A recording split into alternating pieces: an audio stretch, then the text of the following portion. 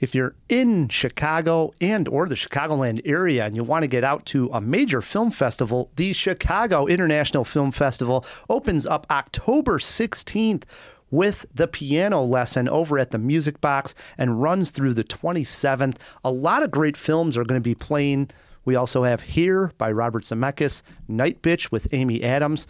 Me and Matt are going to get out to a few of these, and I hope the Jawheads, people in the area, can get out there and check out a good film as well. For more tickets, information, go to ChicagoFilmFestival.com.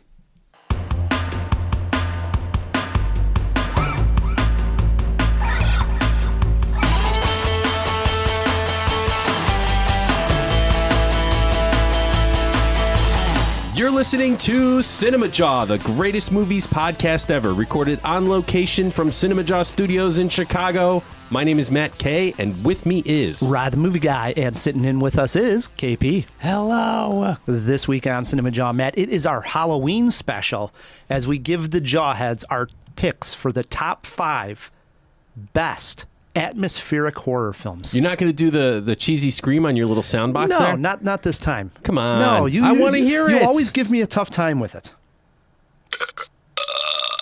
That was the wrong button. Damn No, it. that was atmospheric. Wasn't it? It was He's atmospheric. playing with This your is what mind. Matt was talking about. I mean, you play it every year. It is always fun. It's Halloween. Everybody loves a good spook right around now, you know? Yeah, It's a yeah. scare. It's good. Okay, so I was doing my research for the Jaw today by myself in this office, and I was really creeped out. Just like sitting by myself in a big office building, there's no one else around. It was creepy. I got scared. The atmosphere of an office can be a little scary. And that is our top 5, the atmosphere of these movies. Right. There's a lot of times there's jump scares, there's gory, there's body horror, and we've teased that we were going to do body horror. We'll get there. We'll tackle that. We will. But we are also tying this in with our retro review of Sleepy Hollow, We've been talking about it. and that is all about the atmosphere that Tim Burton created with Sleepy Hollow. We do have another horror review for you, Jawheads, and that is Terrifier 3. I believe you have not seen any of the Terrifiers, right? I have not. I have not. And That is shocking to me. It is, right? Here's the thing. Like, I dress, people who only listen to the show might not know. I guess you could look at our photos, but I dress like this year round, wearing a Monster Frankenstein t-shirt and Like Misfits the crow hat. without the makeup anymore. Fair. That's probably fair. But I have, and I've talked about this before, I have started to like horror less in my old age. And I think it's because I'm a dad. I don't know what it is, but I'm not always in the mood for new horror. Like, I can go back and watch the 80s stuff any day, but new horror, I find it exhausting. Have you... That was my workaround, was just realizing like, oh, this is intentional. How do you mean? That's exactly what the filmmaker wants. For you to be That's- exhausted? But I think at That's some how level... I've like reframed that. Because also I'm just more emotional as a human being as I age and like sappier. So it's like, no, scary. But then I'm like, oh, right, you're supposed to be. Yeah, maybe that's it. Maybe as a teenager, I had a stunted sense of empathy. Who knows? I just nowadays, like, but it's interesting that you say that's the filmmaker's intention, but like, don't they also want you to be entertained? Like, they want you to, yes, be exhausted, but like, damn, that was fun. Like, I still love going to a haunted house. Sure. And I'll say, I went to see Terrifier 3 in the theater. This is the first Terrifier that I saw actually out in public. The other two I just saw at home, and it was easier, you know, The other through two... a stream. But people were cheering during Terrifier 3. So it has its audience, and yes, It people does. still love a good horror movie, even as gory and demented as the Terrifier series. Yeah, I loved my Freddy Krueger and my Jason Voorhees and my Michael Myers all through my teenage years, into my 20s and even 30s. But I don't know. I've changed. Also, this week, in honor of our horror movie special, we are doing trivia. Stump the Kubinski this week. Horror film directors. Okay. I feel confident. Feel pretty good on that? Yeah. That's good. Also, a little dispatch from the Chicago International Film Festival. We are right in the middle of it. So we'll have an update on some films that have been playing at the fest, including the opener, The Piano Lesson, which kicked off the fest on Wednesday over at the beautiful Music Box Theater. Nice. It's a jam-packed jaw. It is. And it is still Tom Hardy month. And I know KP loves Tom Hardy month. We're getting ready for Venom next week. So let's kick it off with a Hardy fact. Yeah, wait, what was that movie you just said he's going to be in next week? Venom. Okay, apparently, never heard of this. This is all news to me. For these alleged Venom films, Tom Hardy recorded the lines for the Venom symbiote during pre-production, which, for the record, I did not... In my brain, that was a completely different voice actor. I didn't realize that they just, like, pitch shifted actual Tom Hardy. I didn't either. That's Tom Hardy doing Venom's voice? Apparently. News to me. Right? Yeah. Which I do almost think is... doubt that. I do think it's pretty cool. And they recorded all of this beforehand, so that way, when they were actually doing the filming of it, Tom had an earpiece in, and he could hear what Venom was saying to him as Eddie Brock and kind of react to it more naturally. Because I did also think that. I was like, man, some of this is really tight. It really is, yeah. The way they converse, and obviously we know that's not happening at the same time. Wait, you're saying now that Venom isn't really there on the... Of course. I can't even believe this. Oh, come on, Matt. My world is shattered. Carnage was. Carnage was. Oh, That okay. was all Woody Harrelson. Yeah, that's just what he looks like. Yeah, that's A true. lot of makeup went into Seven Psychopaths to hide it. Wow, I can't believe that's Tom Hardy's voice. Me either. Serious revelation. Good fact. Clearly, like, edited. You know what I mean? Well, yeah, obviously. But It's not like Mark Hamill, who probably could just sound like that. One thing I was thinking, we should double check that because the fact is read like that's how they've filmed it, but maybe then somebody re-records those lines. Could, right? Oh. You know what I mean? Like maybe they're recorded just for the filming of the back and forth between. we should double check That this Double one. makes check it and sense. throw it in the fish tank. That actually makes sense. Yeah, when we were looking this up, that's how I read it. But what you're saying is perfectly logical, right? Right. It could just be for the actual filming. Ah, okay. That So- makes a little bit more sense. We will look into it. That's what we do here on CinemaJaw. I am here to fulfill Ra's al Ghul's destiny. All right, Tom Hardy. That was also done in pre-production. He just showed up. He showed up on the Batman set, said nothing. That's awesome. All right. On to Terrifier 3 here, Matt. Yeah, let's do this. Okay, the first time the world met Art the Clown was back in 2016 when a little independent film written and directed by Damien Leone titled The Terrifier came out. It quickly gained cult status as more and more people decided to check it out and see how gross and demented it was. Last year, we got a sequel. Art's following grew some more.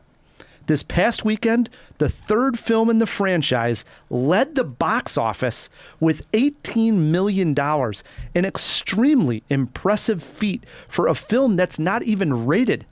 They don't even go to the board to get these things rated. Why bother? It's insane. So I ended up seeing Terrifier 3 on a Friday night in a crowded AMC theater. I saw someone dressed as Art the Clown in the lobby, and it freaked me out. He clearly has a fan base.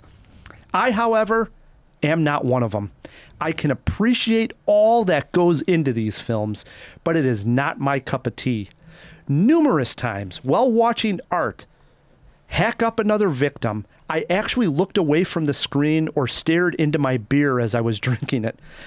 I used the word demented earlier, and that is what comes to mind while watching one of these films. I was going to ask. How can they outdo themselves and give the audience something bloodier, grosser, and even more disturbing? Although we might not see the visuals on screen, there is violence against children, mothers, and the elderly. Not mothers. Yes. Mothers. I'll tell you this, Art does not discriminate when it comes to who he kills. He kills them all. I just find it all too much. I found it that I myself become desensitized by the violence, and it's a feeling I don't like to have. That's not fun. And from that point on, it's not that happy of a watch for me. So if anything, I almost feel gross as it continues on and just gets bloodier and more disgusting. If you can stomach the gore of all edit. If you can stomach the gore of these, they're fun flicks, but I think I'll pass on the next one. 3 Terrifiers is enough for Rye the Movie Guy. You've seen all three. I have seen all three. And like I said, I do have fun with them. And I'm actually going to give this one A positive. a positive review. I'm not going to come out here and say one jaw. So I'm not completely down on them. I'm just stating it's not my cup of tea. As a critic, I can go and see this, and I can see just how damn creative they are and all the work that goes into it. The sound design on this one's great because you don't necessarily see the violence against the children, but you hear it at one scene, especially this opening scene, and it's enough to gross you out because you know what's going on off screen. It's just like, oh, the sound of this axe being, blunted into human skin. I mean, and taken back out and then swung again. The sound design is wonderful. Yeah, you know who Scott McCloud is? Scott McCloud, you do, KP. Scott McCloud wrote a book called On Comics or Making Comics. The Art of Comics? The Art of Comics doesn't matter. It does matter because it's a fantastic book, and I highly recommend everyone read it. It is a textbook, just for the record. It's a textbook in graphic novel form. The reason I bring this up is because he talks about what you don't see. So you see an axe-wielding maniac swinging or at least wielding an axe against another person, and then the next frame is just a scream. And it's like your brain fills in everything that's not there. So where did he put the axe? Did he put it in her head? Did he put it in her back? We each see that in our own minds, and it's probably worse than anything they could have showed us. Agreed. And this is how the film opens: is we're just hearing the hacking, the hacking of murder going on. It's like, oh my God, it's just disgusting. And then from there, we get plenty of the visuals. They do not skimp on the visuals in this movie at all. If anything, it's in your face the entire time, just not when it comes to the killing of young children. But we get plenty of creative and disgusting kills throughout the entire film. Are there any slow ones? Because those are the ones that really bother me, man. Yeah, I mean, there's definitely some where the scenes just go on for quite a bit, where it's like, all right, it's enough. I've seen enough. That's where I'm talking about. Like I've looked away. All right, I got the visual of what's going on here. I see that there's a chainsaw in between the guy's, legs. Mm-hmm. I see what's happening. All right, let me look away. I've seen enough. All right. And there's a lot of that I found in the Terrifier. You use the word demented quite a few times describing this movie. I want to know what your definition is of demented. So I'll describe one scene, and you tell me demented or not. Art has a helper. And I've heard about this. Okay. The helper is this woman character, undead, and at one point takes a shard of glass and masturbates with the shard of glass while Art is killing someone. She's getting off, and there's blood coming out. Oh my God! It makes it look like she's having a good time with it. It's just disgusting, and it's just like, how much do we need of this? And people are cheering, and I get it. I mean, there's an element of fun because it's so over the top. But like I said, just not my thing. You know what I mean? Like at 3 of these, that's it. I'm bowing out of the Terrifier series. That is demented. I will say there's a jaw-dropping moment, and it's a shower scene, much like the famous Psycho shower scene. We get a couple fornicating in the shower. Oh, jeez. Now I know you are a very big fan of fornicating in the shower. Yeah. Why? Who isn't? And seriously, they're doing this in standing missionary position. Difficult to pull off here. And here comes Art. Jesus Christ, Ryan. The depths we have sunk to on here this. Comes Art, not with a knife. Nah, that would be too easy. Yeah, passe. A full-blown chainsaw. And he's just hacks these two people. I mean, there's limbs going off, and this is eventually where the chainsaw goes between the guy's legs. I mean, it's a gruesome, bloody, disgusting scene. And you can have fun with it, and if that's your thing, go for it. Got to be honest, you're kind of making me want to see this. Oh, see, now you're getting turned on. I mean, who doesn't like a good gory movie? I like stupid gore. The other thing is Art doesn't talk. He's a mime.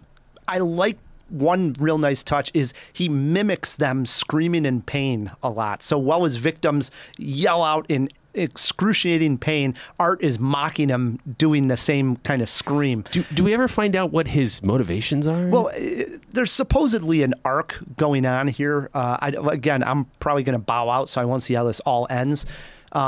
But I don't know if there's enough there. There's probably people that love these Terrifier movies that could talk to it in much more depth than I can. I watch them really for the surface value of how gross are the kills going to be, and then I'm out of there. I don't sit there and on my way home think about Art the Clown in anything more than the visuals that I just saw.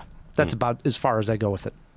Did they try to kill him? Did they try to get him? Well, yeah. I mean, there's a storyline going on here with a girl from the previous one in number 2 and her younger brother. So there's a storyline going on, but it's going to continue. There's my guess is with the success of this one now making $18 million, beating Joker 2, it's insane that this movie could be just literally an independent film like this.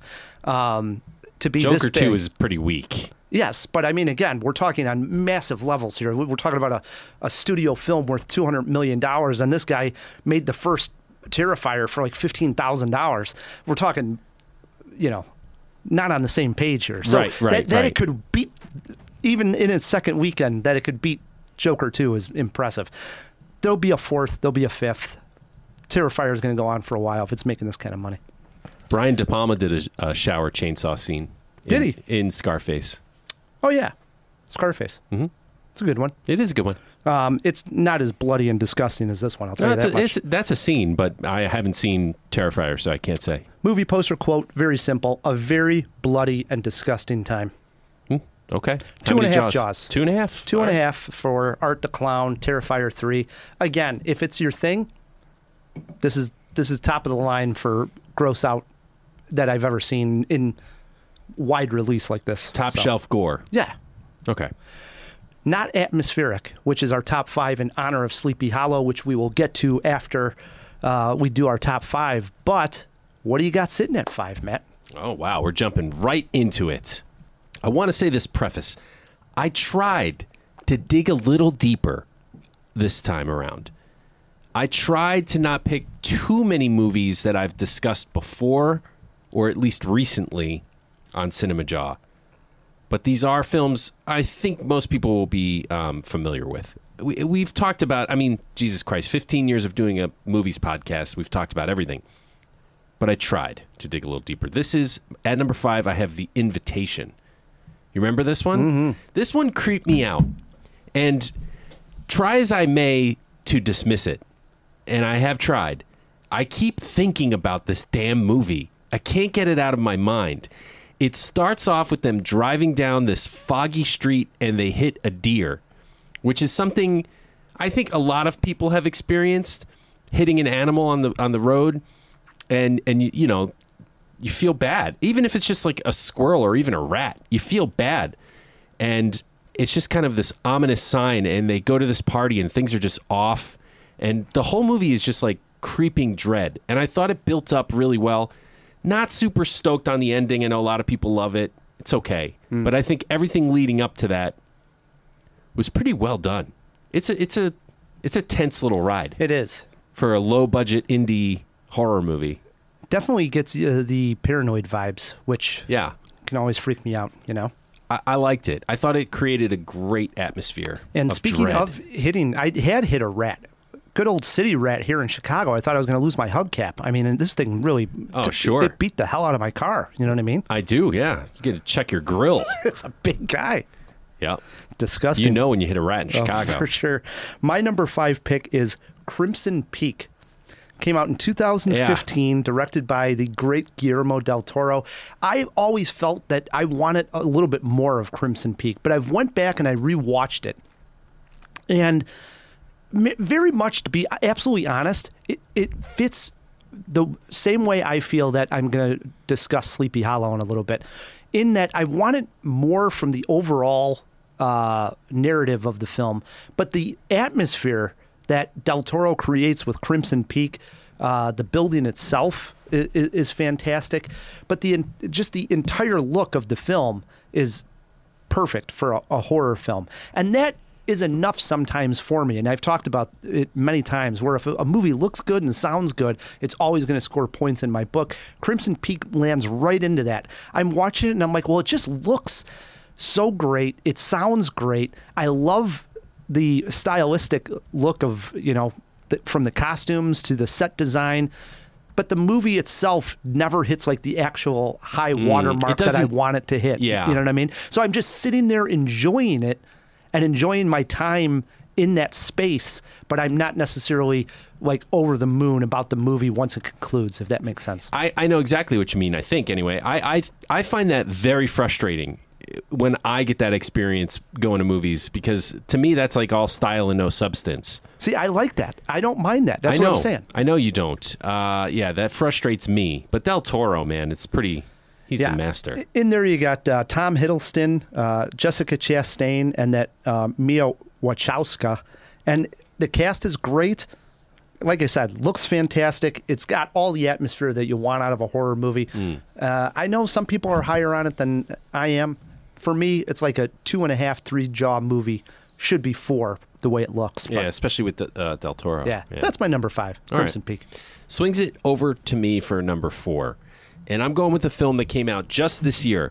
And the reason I picked this movie, outside of Beau is Afraid, I can't remember, and this is a much different feeling than I got from Beau is Afraid. When I walked out of the theater after watching I Saw the TV Glow, it was almost as if my entire perspective on the world had shifted. And things were a little bit more sinister. That's heavy. Yeah, it fades. That feeling fades, but man, it was a strange ride home. There's a lot to digest. And I think you can make a case that this isn't a horror movie. It's something else altogether with elements of horror. But I found it, to say deeply disturbing makes you think it's a different kind of movie. But I found it deeply affecting. Is that a better way to say it? That is. Okay. I think Justice Smith, career best performance from him. And I love him in everything. I really do. I like this guy. More and more. But I Saw the TV Glow. I think it's also like the atmosphere of small town, being stuck, being obsessed with something from your childhood. These are all things that I sort of identified with while I was watching the movie. I got the perspective that was coming across the screen. I loved it. Loved it. And the aesthetics of the day glow aesthetics. Fantastic. Yeah. I mean, I love how they would write on the street, like near the end in that fluorescent. It was awesome. Yeah. Really nice look to that movie. Still a highlight of the year for me, for sure. It's up there for me, too. I go back to 2001 with my number 4 pick, and I like Nicole Kidman a lot. But back then, in 2001, I was still saying I was on the fence if I was a major fan of Nicole Kidman or not. And when she came out with this horror film called The Others. Have you seen this one? Yeah, I've seen The Others. What a good one. And this is the atmosphere here is... What a twist. This is a twist. This is not a reveal. This is a twist. But the atmosphere here is an old haunted house. And there's ghosts in the house, and there's these rules that you have to go by. And Nicole Kidman's in there with her 2 children. And one of the rules is that you have to lock a door before you can open up another door in the room. And so that plays like a key moment where, you got to close the door, lock it, walk over to the other door, open it up, so on and so forth. And they keep hearing these voices, and they start to think that the house is haunted. And of course, as we've alluded to, there is a major twist. We will not give it away, just in case. This is a horror movie episode, and maybe people haven't watched the others. Can we throw it in the fish tank to see where it's streaming? Because I do think this is a great watch where it's in the sense of it's not going to scare the hell out of you. No. You could watch this with preteen or young teenage all the way up to adult would enjoy the others. It's, spooky gothic. Yeah. Yeah. Ghosts. I enjoy the others quite a bit. Once you know the twist, it's interesting to go back and watch it too. It's one of those films that you can watch it definitely a second time, knowing with a whole new perspective. With a whole new perspective on exactly what's going on. So that's a fun revisit as well. The others, I think Nicole Kidman really does horror well too. At least she did in this one. Agreed. No arguments from Matt. All right. At number 3, I have a film from 2022. Ralph Fiennes, Anna Taylor-Joy, The Menu. Wow. I didn't see this coming. You didn't? No, I didn't think it was on the menu. Ah, well done. This is just an appetizer. I don't know. I caught up with The Menu finally, and it's atmospheric in the sense that I think anytime you're stuck somewhere, maybe that's something for me. Like I don't want to steal one from your list, but Shutter Island kind of gets me the same way. Anytime characters are stuck in a spot, I find like the atmosphere of fine dining. Who knew it could be creepy? But here it is, and funny, but funny in a sick, twisted kind of way. You would probably say demented. Mm-hmm. I loved it. It's not as demented as Art the Clown, but it's got a little demented, Some of the courses on The Menu are pretty demented. I love The Menu. I thought it was great. I mean, Ralph Fiennes is fantastic in there. And I see the atmosphere to a degree when they're in the actual living room, the restaurant, I should say. Right. The degree of control that the chef has over everything in the restaurant. Right. Even And they're the on customers. this island. They had to come, don't they come via boat? Via boat, Yeah, right. that always does freak me out a little bit. Right. And just, I think here you have like the biggest control freak in the world, It's just a great movie. I got to rewatch it. The Menu. Yep. My number 3 pick, I don't always encourage the use of drugs to watch a movie. Yeah, but you do. But in this case, I am going to encourage. Every week you do. In this particular pick, my number 3 pick is Skinamarink, which came out just last year. Yeah. And I saw this movie. If you've seen the poster or you maybe have seen a trailer for it, it is a lot of static, grainy video. And it's that look the entire film. And that pretty much is the horror. That is the horror. Because you're looking at it, it's basically 2 kids wake up and their dad is missing. The windows are open, doors are unlocked, and they're trying to basically solve what happened.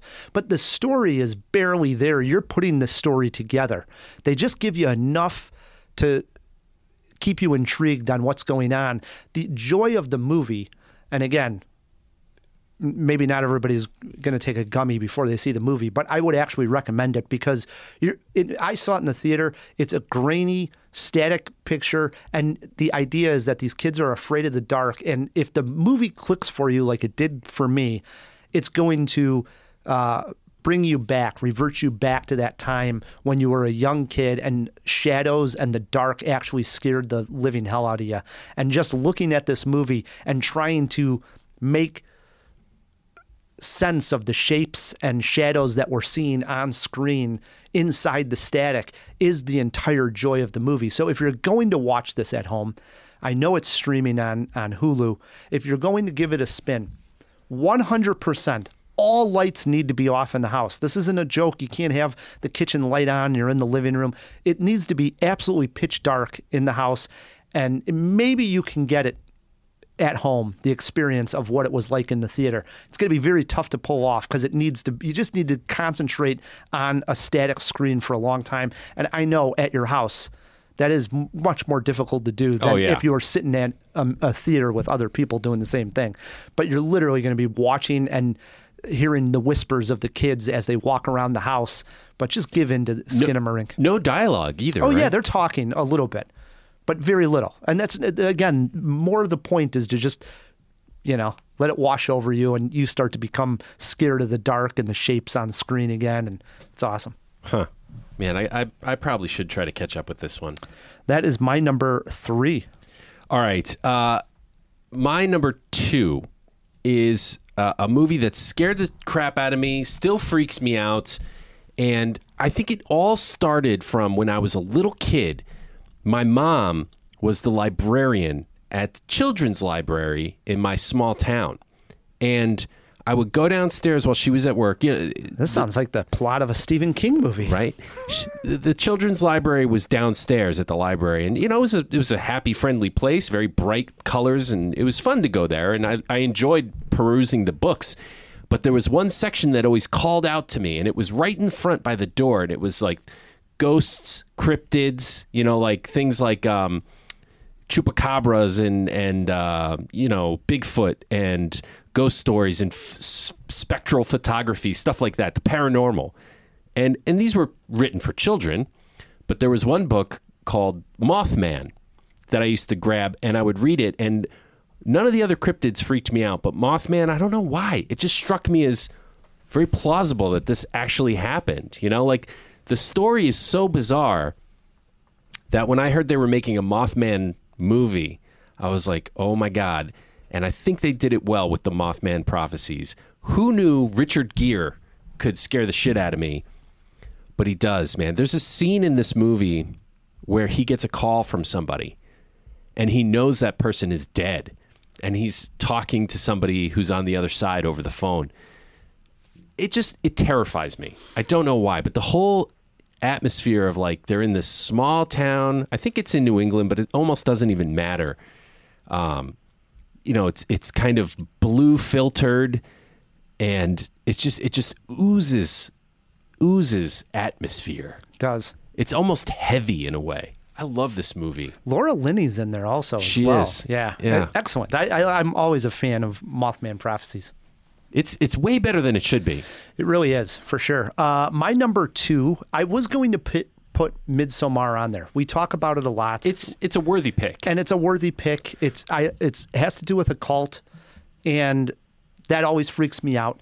But then I thought, why not highlight the movie that it took a lot of inspiration from, and that's 1973's The Wicker Man. Okay. I still haven't seen The Wicker Man. Or if I did, I don't remember. So I caught up with this one maybe 2 years ago, to be honest. Nicolas Cage made a remake also called The Wicker Man. I'm not referring to that one. This is The bees! Yes, not the bees. The bees. I'm not referring to that one. I'm going 1973, the original. In it, you get a cop goes to this Scottish island to investigate the report of a missing child. And there he observes the residents of this island fornicating. Here it is again. You know Jesus, what I mean? Ryan. Doing sexual displays, strange pagan rituals, so on and so forth. And very much like we've seen in Midsommar, we have, an outsider inside a controlled area of the cult. Uh-huh. And that just scares the hell out of me. Oh, it should. I mean, especially if you're on an island where the entire population of this island is part of this cult and you're the outsider. Yeah, it just freaks the hell out of me. And anything like that's going to always get underneath my skin.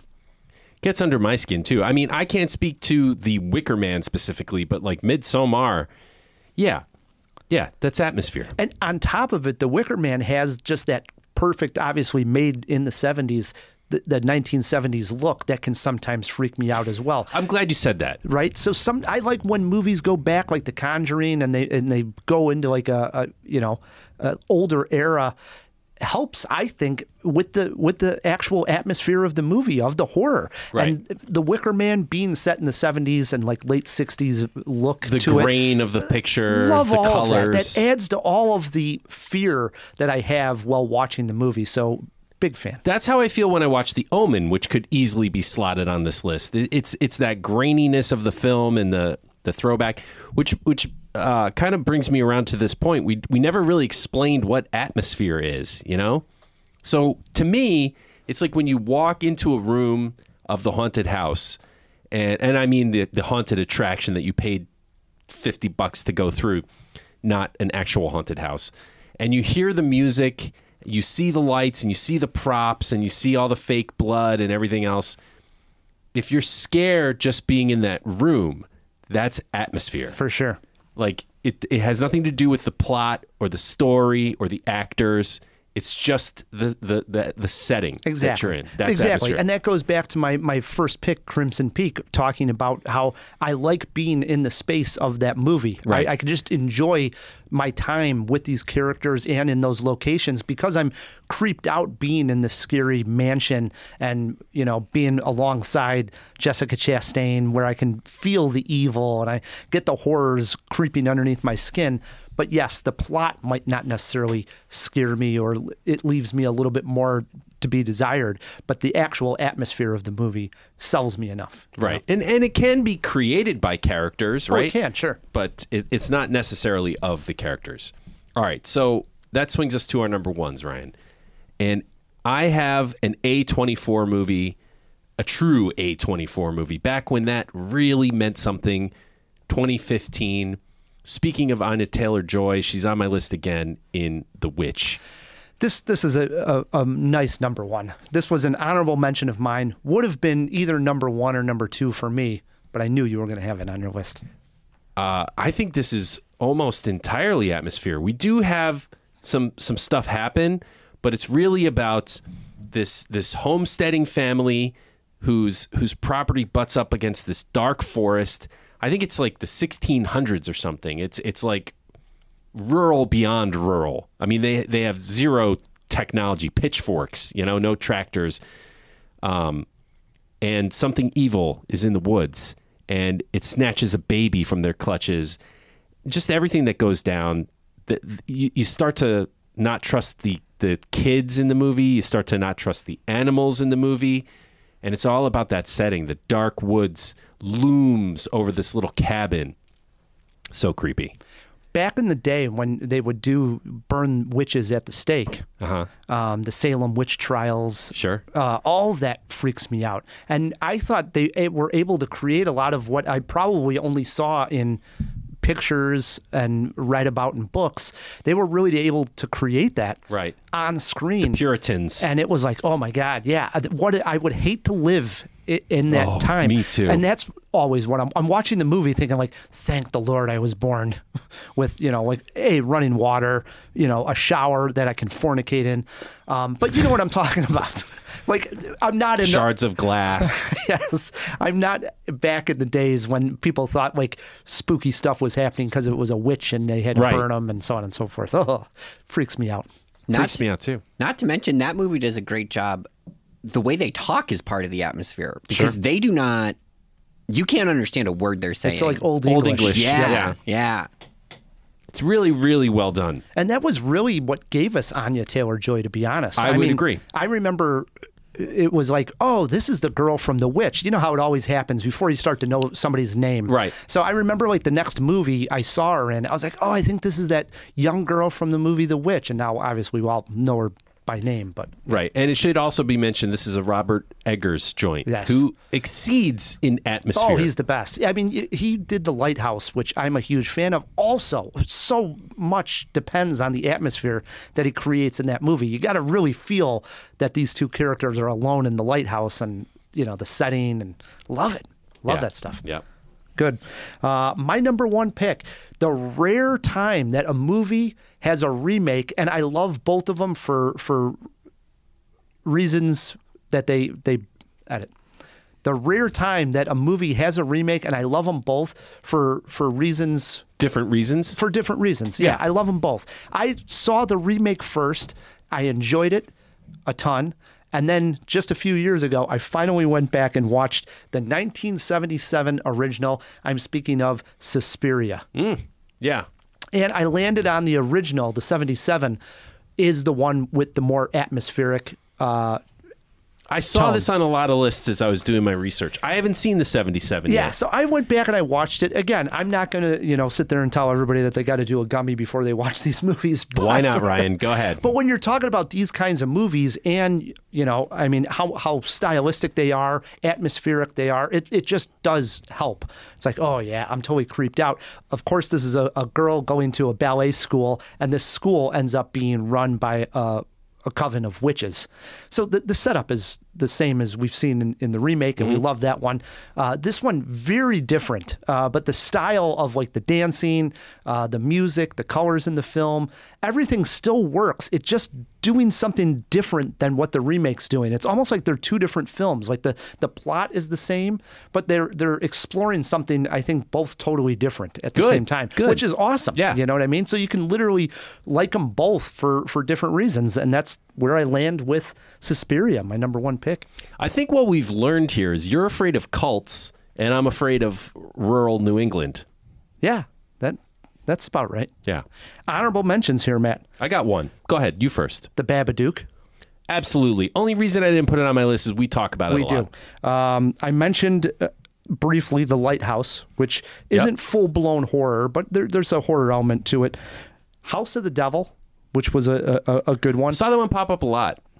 And Mandy. Yeah. Mandy's all atmosphere. Love that movie. It is all atmosphere, but there's a few payoffs like the chainsaw battle and stuff. Yes. And also, I don't know, it's not full-blown horror. It's like a horror thriller is how I would categorize Mandy, I guess. Yeah, it is definitely a bit of a different kind of film. I love Mandy. It was my favorite movie that year. All right, my honorable is one that we talk about a lot, but it really bears a mention, the Blair Witch Project. All atmosphere. They're in the woods. We never see any bad guys. There's never a ghost on screen whatsoever, never a witch on screen. It's just things in the woods that freak you out when you're lost. Mm-hmm. There you go. Jawheads, if we missed your favorite movie, atmospheric horror, as we're discussing, shoot us a tweet at CinemaJaw or email feedback@cinemajaw.com. Let's all go to the lobby. When we kicked off Tom Hardy Month, KP mentioned that Tom Hardy was nominated for 1 Academy Award, and it was for this film, The Revenant, opposite Leonardo DiCaprio. In this particular scene, Tom Hardy is opposite Will Poulter, and wow, things turn ugly here. Enjoy. Don't want to ask questions? What you want to ask? What you want to know? Ask it. You want to know why you left Miss Glass back there for dead? Huh? Maybe why you left your little boyfriend running around. You don't know if he's still alive yet. That what you want to know? I'll tell you why. It's because you ain't a man yet. All right? It's because you were scared shitless. You're scared now. And put your rifle down. The Reed. What of it? Tell me right now and be honest. Did you see him? Put your rifle down. Did you see the Reed? No. Not a single one. You fucking lied to me. You lied to me. I had to scare some sense into you, boy. My Glass was dead. Hawk, we don't know about. There's no point in either of us dying either, you understand? The way I'll see it, I saved your life twice now, so I ought to be God to you. God giveth, God taketh away. Sparkling drinks, it all colored dandy, dandy, dandy, dandy. Before we get to Sleepy Hollow, we did throw a few things into the fish tank. Why don't we open it up? Wait a moment! It's fish! Isn't it? DC! Wake up! Wake up! No, Pat, it's a giant glass bowl. Hey, get some fish smoke. Who's coming with me besides Flipper? Here. That's a Sicilian message. It means Luca Brasi sleeps with the fishes. You're gonna need a bigger boat. Hello, thank you so much. I'm going to do something a little topsy-turvy. Don't get too spooked. And we had 2 questions in here, and I'm going to do the second one first. And it was, is The Others with Nicole Kidman streaming anywhere? And no, it's actually not. Or is it? Well, the best I could find. So, okay, if you have like a couple of secondary dummy email accounts that you use for nonsense, maybe use one to sign up for Apple TV, because they do have a promotion right now where if you have a free trial, you can get a free rental. That is the best hack that I could figure out to watch this for free. It might be worth a rent anyway. Apple, don't sue us. But yeah, not streaming anywhere. Then the other one, this, for being something that we threw in like the first 3 minutes of the show, crazy story. And is Tom Hardy the voice of Venom in the movies? That's half true. Yeah, I didn't think it was. There's another actor. Well, let's hear it. Okay. Yes, exactly that. So, truly, there is another actor. And what they ended up doing, part of the voice modulation that they had done, is they laid over a second track of voice actor Brad Venable reading the same lines. So, like, both of them are talking at the same time. His name is Venable? Yes. I call Venom Bull. Truly. To be fair, that was only in the first one, so maybe they did too. He passed away, so he wasn't able to be in the second one and the third one. but like crazy. And my understanding from the Screen Rant article is that's they elected not to replace and like reuse just a different actor for that because Tom Hardy had actually kind of changed up how he was reading Venom's lines since he was becoming friends with Eddie and like more human, for lack of a better word. And they're more of like a Turner and Hooch style comedy routine now rather than people fighting over the same body. When I was a kid, I worked at a toy store. I'm talking teenager. And they had a 12-inch talking Venom action figure. You pushed a little button in his stomach and he talked. And I remember that voice did not sound like the Venom in my head. It was this high-pitched, like alien, like, "We are Venom." It was terrible. Maybe the batteries are just dying. Yeah, it could be. I don't think so, because I would push a bunch of them walking down the aisle. They all sounded like crap. That's probably why they're all dying. Probably. That was my fault. While we are still in the fish tank, did want to talk about the Chicago International Film Festival going on right now. We're right in the middle of it. Why wouldn't we? They gave us access to some screenings and some screeners at home. Matt, anything? No, we're watching Flow. You are going to? Yeah, absolutely. This weekend. I did get out there and I saw the piano lesson, which opened up the Chicago International. This is directed by Malcolm Washington. We were talking about it when we did our preview for the Chicago International. And it stars John David Washington. These are both Denzel Washington's sons. Also in the cast is Samuel L. Jackson. Wonderful picture to kick this thing off. It's based on a stage play of the same name, and it has a little bit of a horror element, believe it or not. At least I wouldn't say horror, but supernatural element as well. Plus the piano, obviously a major character in the film. The piano is? Yeah, absolutely, because it has these carvings in the piano. That is these ancestors of this family who were slaves, now free, and this piano that means so much to the family. But the person who steals the spotlight here is Danielle Deadwyler. Excellent here. I think we might get an Academy Award nomination for Best Supporting Actress.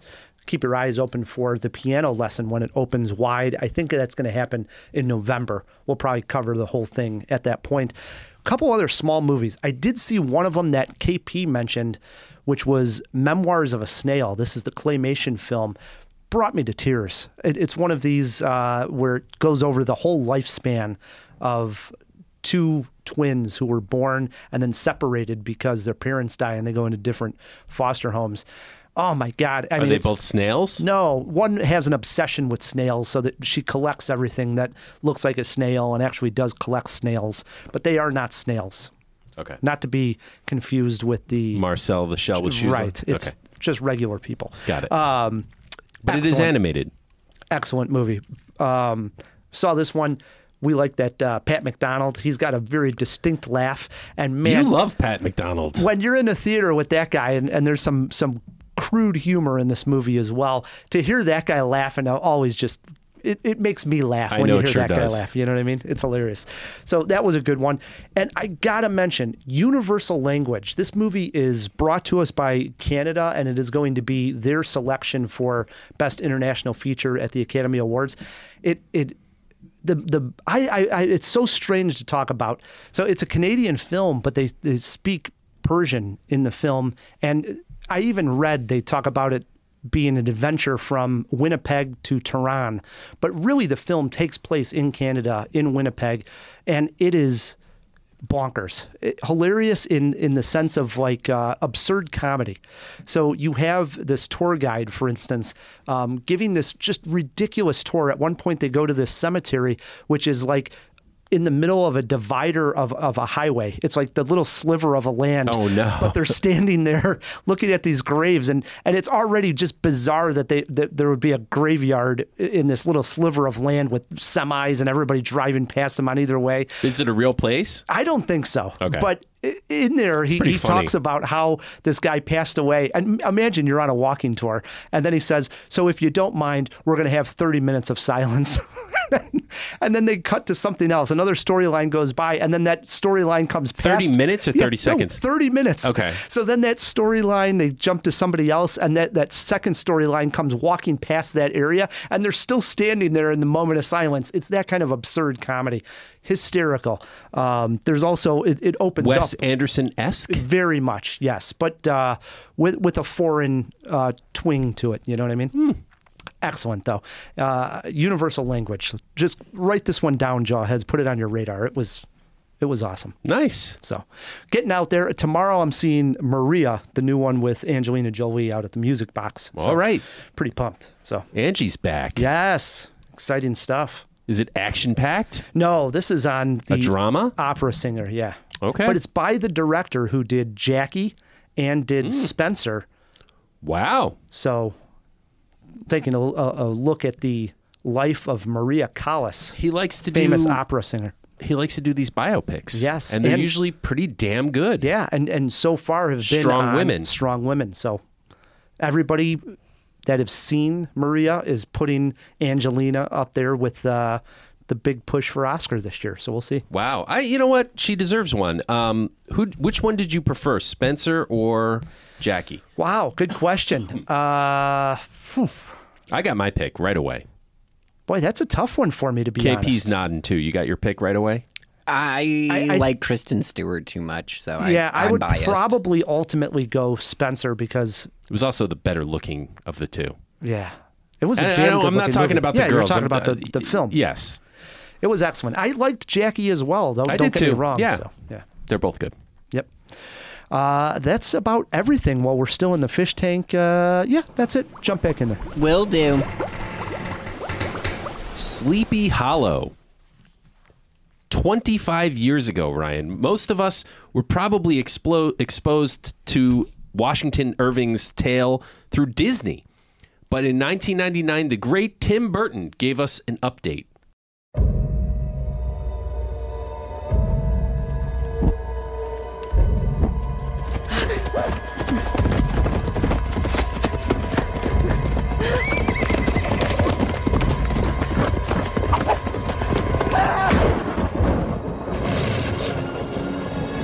I am Constable Ichabod Crane, sent from New York to investigate murder in Sleepy Hollow. How much have your superiors explained to you?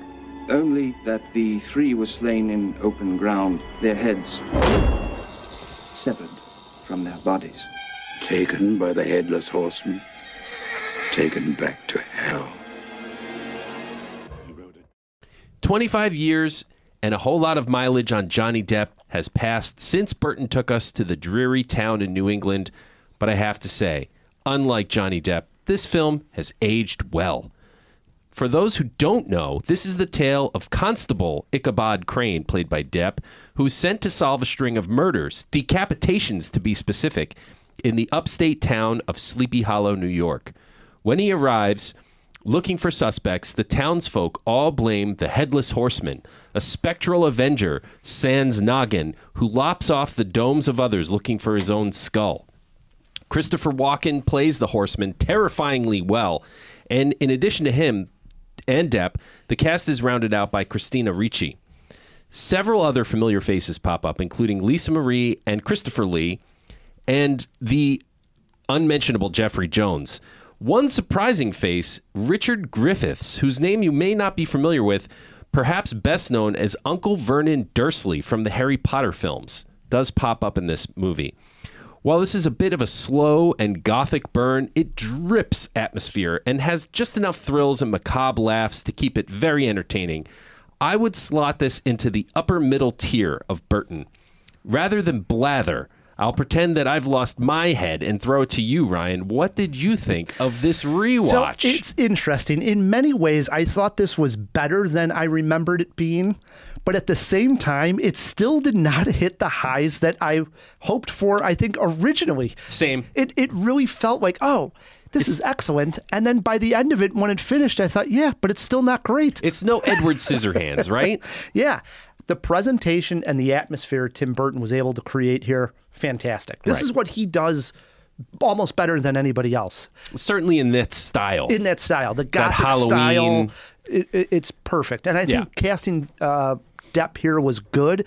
Not great, and we'll get into maybe his performance here, because he's not in makeup. This is not the Johnny Depp of Edward Scissorhands or Captain Jack Sparrow. He's much more plain Jane here because that's what he's the like a character calls goth. for. Yeah. But he's not full on goth. I would put Christina Ricci and some of the other characters more goth-like in the film, more so than Johnny Depp's character. Well, and everybody's goth in this movie. This is true. Yeah. I like the atmosphere created. The story's fun enough. However, it's not all that deep of a story either. And I think that is a big shortcoming of the film. How much can you do on the Headless Horseman?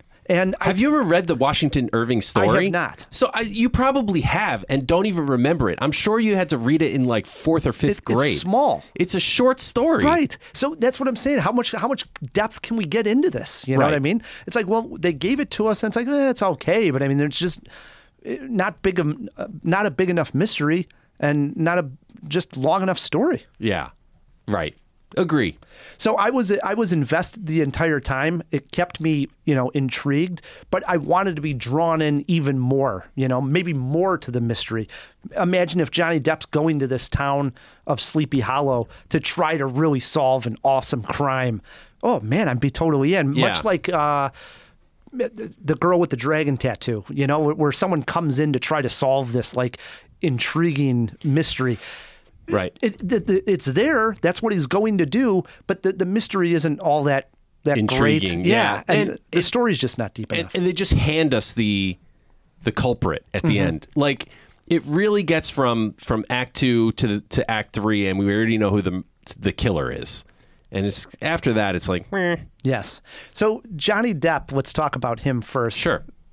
I thought only okay. And this is what I think of Depp as an actor when he's not doing under a big the makeup character. Or the big character, but usually he has some type of prosthetic that usually I think helps him. I think he's probably better, more comfortable when he's under makeup or has something goofy on his head or so on and so forth. Playing Hunter S. Thompson or something. So when he has to play it as somewhat of a straight guy, like he is, especially here, he's actually the straight character.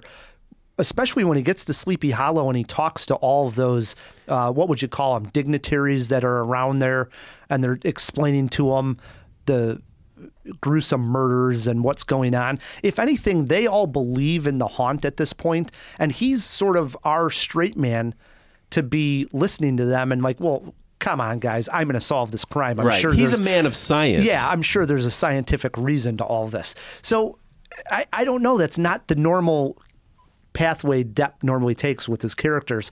So I don't know if it fully worked for me. I think I know why. And it's fine. This is a 25-year-old movie. I don't feel like I'm spoiling anything. I don't think they should have made it a supernatural tale. Like when we find out that the Headless Horseman is real and he's penetrating a gateway from the other side and coming into the world to... No, it should have been Scooby-Doo. It should have been like I would have gotten away with it if it wasn't for you and you meddling kids. They should pull the headless mask off somebody at the end and it's a fake. That's what I think. It would have been more satisfying. I wonder. I like the element of the horseman coming out of the Tree of the Dead. Even though that effect didn't necessarily always work.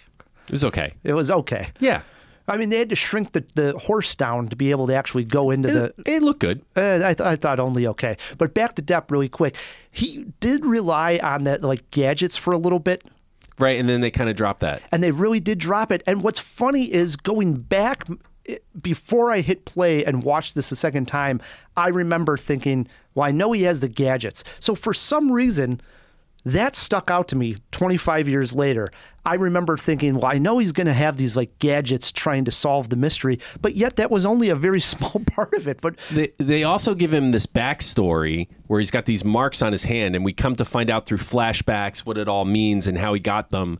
And that doesn't really go anywhere. I agree.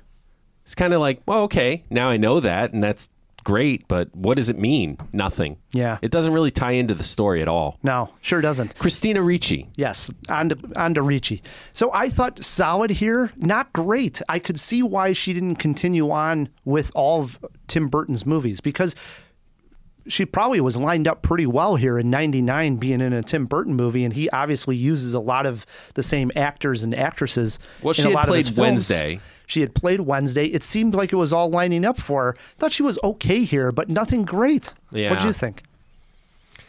I don't like her as a blonde. I know that's a really surface level thing to say, but I think it matters in a Tim Burton movie.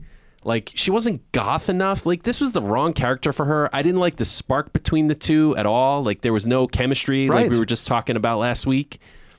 Yeah, kind of fell flat. Didn't believe them at all. So I was shocked. I had no recollection that Christopher Walken was the Headless Horseman in the flashback scenes. Oh, I do. Couldn't remember that at all. So that was a total joy for me. When they go to the flashbacks, I'm like, oh my God, Walken's in this? This is awesome. I just wish he had talked a little bit. Yeah, he has no lines. Yeah. But, and again, these are just in the flashbacks. I am here to take your head. Before the Headless Horseman was headless, it was Christopher Walken. Christopher Lee, as you mentioned, is in this. He plays the judge in the beginning. Barely, but I probably didn't know him nearly as well as I did now watching this movie back 25 years ago when I saw it. It probably didn't make that big of an impression on me. But did you expect Ian McKellen to like pop up and be like, "Tell me, friend, when did Saruman the Wise abandon reason for madness?"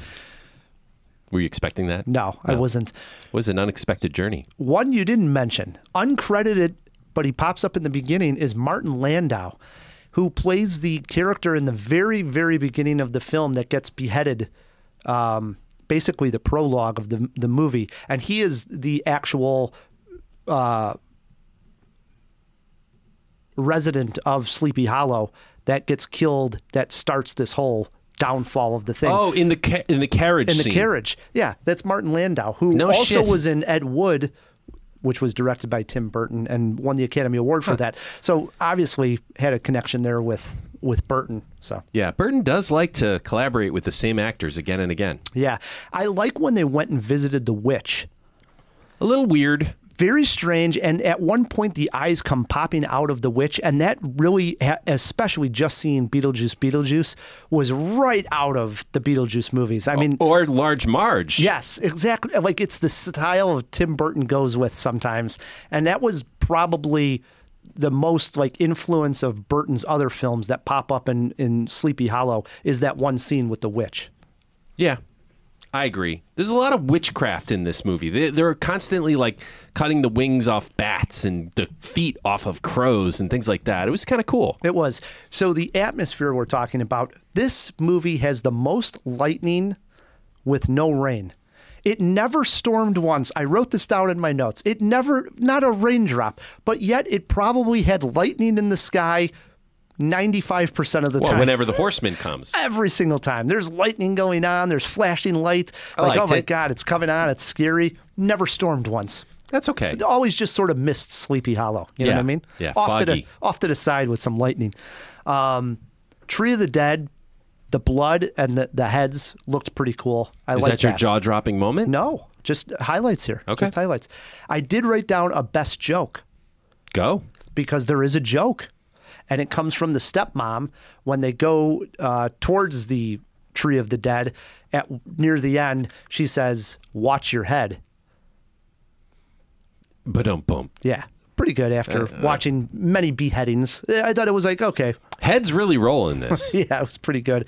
That would never happen moment. Oh, you got it. That would never happen? Oh, yeah. And unfortunately, it's right in the middle of the main action piece at the end. And this is when the Headless Horseman is chasing down Johnny Depp and Christina Ricci on that horse carriage.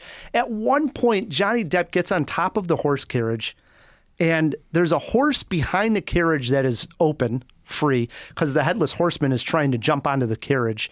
And Johnny Depp gets knocked off the top of the carriage on a tree and literally goes flying backwards right onto the horse. That would never happen. That would never happen. It would never happen. I mean, geez, the timing involved. It would never happen. Never. And somehow he just lands right on the horse. You wouldn't even fly off. It would just knock you off the carriage. You wouldn't go flying 15 feet and land on a horse. I mean, come on. Yeah. Bit Are we ridiculous. supposed to believe that? Come on. I mean, where's their heads? Yeah. You know? All right. Now, jaw-dropping moments. I got one. What do you got? All right. You talked about this in Terrifier. There is a family murder. Oh, I thought you were going to say fornicating. I thought, holy crap. No fornication or anything like that.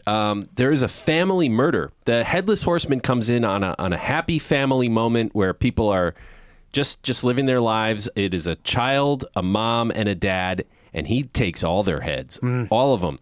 The kid is hiding in the basement, which is just like these floorboards in this old English house. And the horseman lops his mom's head off, and it rolls to a point where it's like looking through the floorboards. Her dead eyes are staring, and he screams, and that's when the horseman realizes he's down there and chops through the floor. They don't show it, but he's a dead man. He's a dead boy. Yes, that's a good scene. Pretty dark for a Burton movie. I got two here. One, as far as the atmosphere goes, jaw-dropping moment was the covered bridge scene early on when Johnny Depp gets on this covered bridge. The famous scene from the Disney short. Yeah, and the fog is all around him, and he hears the horses. The sound design in this movie, very key, because the actual horse riding and that galloping is what really drives the horror in a lot of what the picture. I was watching this on 4K disc, and the sound was, it was rumbling really in the good? room. Yeah, it was awesome. So I like that. But my jaw-dropping moment where I was actually shocked was a scene where everybody is gathered into a church, and edit. Who's the guy we don't want to talk about anymore from Beetlejuice? Jeffrey Jones. Yeah, Jeffrey Jones. The unmentionable. Yeah. And the unmentionable Jeffrey Jones ends up getting a stake through the heart. It goes right through his body, and then he gets yanked out a window. I don't think that was Jeffrey Jones that gets edit. So I wasn't positive. Is it Jeffrey Jones or is it one of the other cohorts? It's her dad. Oh, is that who it is? Yep. Okay. I won't say Jeffrey Jones. Okay. So my jaw-dropping moment is when they all gather into a church, and out of nowhere, right by this window, her dad gets a spike right through the chest, and then he gets yanked right through the window. That actually shocked me. That was a good kill. Even in this movie that I wouldn't necessarily say is very scary, that actually threw me. Whoa, my God. Yeah. Got me. It's a good moment. I liked it. Good one. How about a movie poster quote? All right. 25 years later, and Sleepy Hollow has stood the test of time as a trusted Gothic American horror story. I'm giving it a positive on this. Nice. Yeah, that's nice. 3 jaws from me, Rye. Okay. You got a quote? Yeah. I went with Sleepy Hollow falls short of classic status by the length of a head. Fair enough. 2.75 jaws. Yeah, it's right in that. You know what I mean? Yeah. So it's better than I remembered it being, but like you said, right at the top, still kind of lacking in a way. Yeah. I really wanted to like it, especially this time. Going back, doing a retro review, I was like, all right, I'm going to really enjoy this. Not to say I didn't have fun with it. It's got a lot to like, but it's Still missing fell something. short. Yeah. Sure did. All right, on to trivia. And in honor of the horror movie special that we got going on here, we're playing horror movie directors. Okay. I'm tired. We'll see how it goes. Question number 1. The rules are simple. Matt needs 3 or more not to be stumped. Here we go. Question 1. Matt, how many Nightmare on Elm Streets did Wes Craven direct? Direct. Okay. I believe he did all 3 of the originals, and then he skipped one and came back for a new Nightmare. So I'm going to say 4. That is incorrect. 2. The original and New Nightmare. That's it? Yeah. Huh. I thought he did all 3 of the originals. No. Question number 2. Matt, name all 3 of Ari Aster's directed feature-length films. Midsommar. That is 1. Hereditary. 2. And the one that came before Hereditary. That would be incorrect. Maybe the one that came after Hereditary. You got 2 of the 3. Oh, Beau's Afraid. That is correct. Jesus yes. Christ. Whew. Sweating that one out. Yeah. KP double-checked my question number 1. I was right on that, right? You were. Oh. I would have guessed the same exact thing Matt did. Yeah. All right. Question 3, Matt. You are 1 for 2. Question 3. Who directed the movies Thanksgiving, Knock Knock, and Cabin Fever?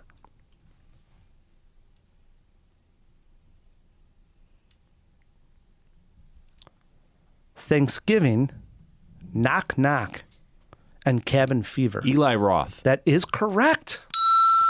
2 for 3. This is all of a sudden a ball game here. Question 4, Matt. Who directed Dead Silence, Death Sentence, and Insidious?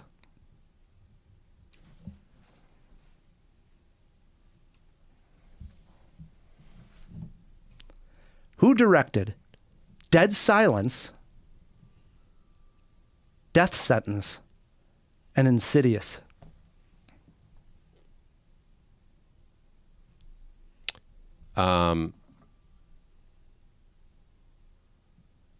Is he an Asian man?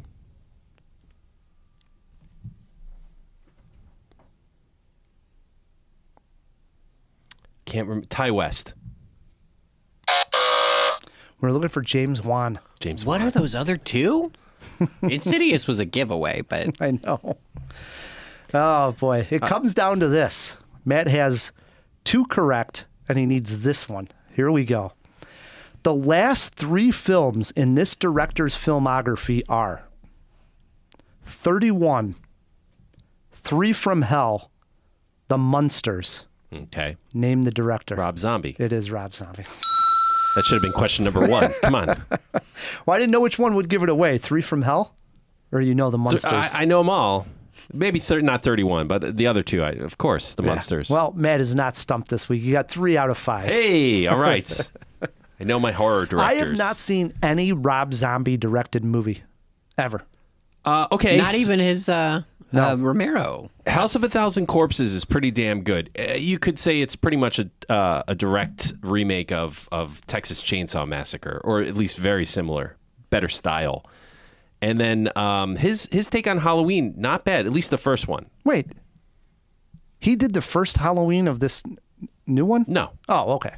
The Rob Zombie Halloween was in between the old ones and, and the current trilogy. All right, gotcha. Where are we on that? Is it a trilogy? Oh, yeah. The last one? Yeah. Yeah. Well, have there been 3 or just 2? Yeah, there were 3. There were 3? Okay. Yeah. 3 from Hell, though. You haven't seen that one?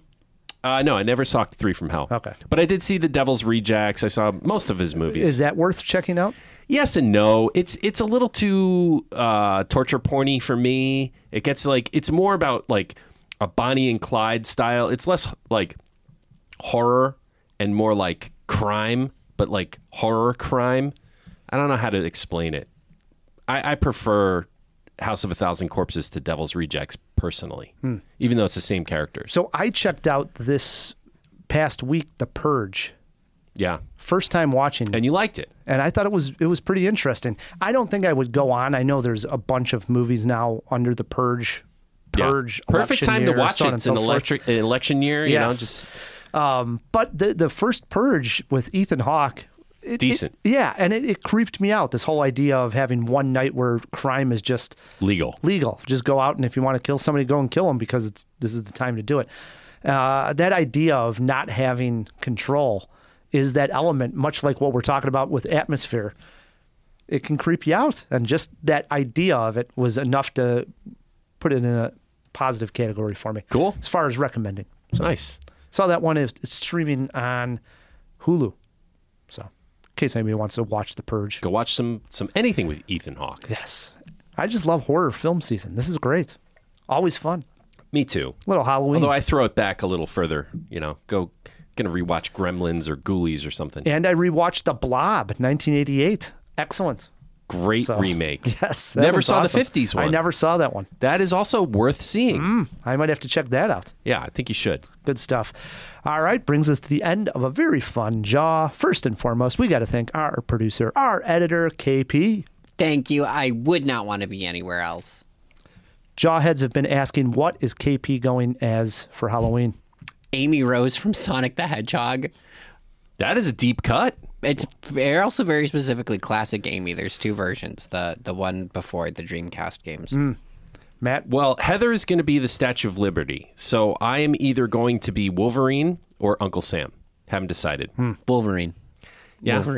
Wolverine. Yeah, I think it's timely in multiple ways. Yeah, separate out the kids. If they don't get it, then good. Fair enough. You would get that, right, Ryan? Yeah, You get totally. the reference? Okay, good. Heather didn't. So she's like, why Wolverine? I'm like, because... Did you see the first movie? Yeah. She has, but, that was... Long time ago. When she said that, did it hurt? It did. Every time. Every time. Oh, good stuff. We also want to thank our Patreons. Thank you for supporting the show. What are you going as, Ryan? Oh, yeah. Just I'm give not yourself. dressing up. I'm not dressing up. So you're going as a movie guy? Yeah. All right. That's weak. Yeah, it is weak sauce. Write us hate mail, Get some feedback at makeup or- CinemaJaw.com. I should go as some type of movie character from the year. When I'm feeling lazy, I just do like dark circles on my eyes and like make a little skull face. Put some makeup on. Something. It's ridiculous. You want one of my old It's costumes? Halloween, dude. I'm not going out anywhere. You don't just, have to. Just sit on your couch, put on some makeup. Yeah, it sounds like a great time. You get any trick-or-treaters? Very few. Okay. I usually won't answer the door. Yeah, I wonder why you don't get any trick-or-treaters. You're the Scrooge. You are the Halloween equivalent of a Scrooge. I'm going to go egg your house. For the record, I'm in a condo, so they very seldom are going to... Usually there's 1 or 2 that'll like ring the bell, and I just won't answer. That's about it. You suck. I also don't believe in giving out candy. I mean, if I had some fruit, I would give them, some God. raisins. We are definitely egging your house. You're like the person who would give out pennies. Yeah, or raisins. Yeah, raisins. We used to Nature's throw candy. Anytime you would get something awful, you would just throw it right back at the person's house. Did you do that, Matt? Oh, yeah. We used to trick or here treat, we and go. there would be a dentist, and he would give out little toothbrushes. The kind that, first of all, it sucks getting a toothbrush. And second of all, this is like a little travel toothbrush. Like, I can't brush with this thing. Screw you, man. Where's my Snickers? Your neighborhood should have cooed, and then the evening of, just like everybody agreed to stake him into his lawn. Well, I don't know about that, but November. that's what I would have done. November 1st is a really fun day to go for an early morning walk, and his house would always have the most teepee hanging from the trees. There'd be like dog shit on his doorknob and like eggs all over his roof. It was great. That's gonna be you, Ryan. A old burning bag of crap, that he had to put out with his shoe. Exactly. And right next to that burning bag is going to be a note. And when you open it up, unfold it, it says, Amy Rose and Wolverine were here. Good times. Good times. We want to thank our Patreons. Thank you for supporting the show. If you want to join us, go to patreon.com/CinemaJaw. Do it. And also leave us a review. These things really help. So on any podcast app, leave us a 5-star review. That would be the best. Yeah. Click like, all that good stuff. Follow us on the socials. We're CinemaJaw everywhere. You can find us pretty easily. Yeah. Even on TikTok. Yeah, we're on TikTok. We're on YouTube. We're all places. Everywhere. Yeah. So follow us on the socials. Until next week, I'm Ryan the Movie Guy. I'm Matt Kay. And keep on jawing about the movies.